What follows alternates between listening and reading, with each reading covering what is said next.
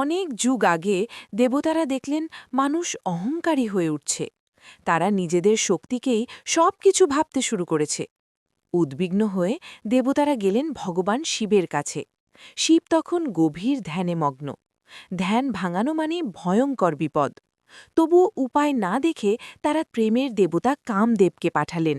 প্রচণ্ড শক্তিশালী শিবের ধ্যান ভাঙানো সহজ কাজ ছিল না। কামদেব এগিয়ে এলেন। কামদেব তার প্রেমের বাণ ছুঁড়লেন শিবের দিকে। মুহূর্তেই শিবের ধ্যান ভেঙে গেল। চারদিকে অদ্ভুত শক্তি ছড়িয়ে পড়ল।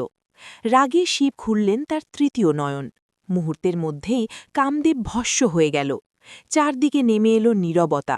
দেবতারা ভয়ে কাঁপতে লাগল। কামদেবের স্ত্রী রতি কাঁদতে কাঁদতে বললেন, প্রভু, আমার স্বামীকে ফিরিয়ে দিন। ধীরে ধীরে শিব শান্ত হলেন আর বললেন, কামদেব আর দৃশ্যমান হবে না, কিন্তু সে থাকবে প্রতিটি মানুষের হৃদয়ে। সেই থেকে প্রেমকে কেউ দেখতে পায় না, কিন্তু সবাই তা গভীরভাবে অনুভব করে।